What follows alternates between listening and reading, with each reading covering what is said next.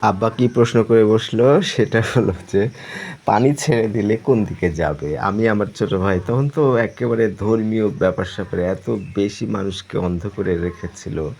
সেই যে পশ্চিম মানেই সেরা। আসলে কেবলামুখ পশ্চিমটা আসল না। আল্লাহর যে ঘর সেই ঘরটা পশ্চিম দিকে বাংলাদেশ থেকে। বিভিন্ন দেশ থেকে বিভিন্ন দিকে সেই বিবেচনায় পশ্চিমটা আমাদের এলাকায় খুবই গুরুত্বপূর্ণ। কিন্তু কেবলা মুখটা আসল। তাহলে পানি ছেড়ে দিলে কোন দিকে যাবে? আমি বললাম যে, কোন দিকে? পশ্চিম দিকে যাবে।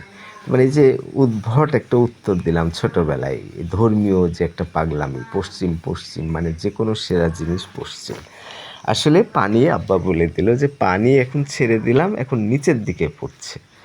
তার মানে হলো এই যে আমাদের ছোটবেলায় যে মাথার মধ্যে ধর্মীয় যে এমনই একটা অন্ধ পাগলামি, সেটার একটা ভালো দিক হলো যে এই ধর্মটা আমরা যাতে আঁকড়ে ধরি সেইজন্য অনুপ্রেরণা হিসাবে কাজ করে। যেকোনো জিনিসের মধ্যে আল্লাহ, ইসলাম এগুলো বেশি কাজ করে। সেটা খুব গুরুত্বপূর্ণ।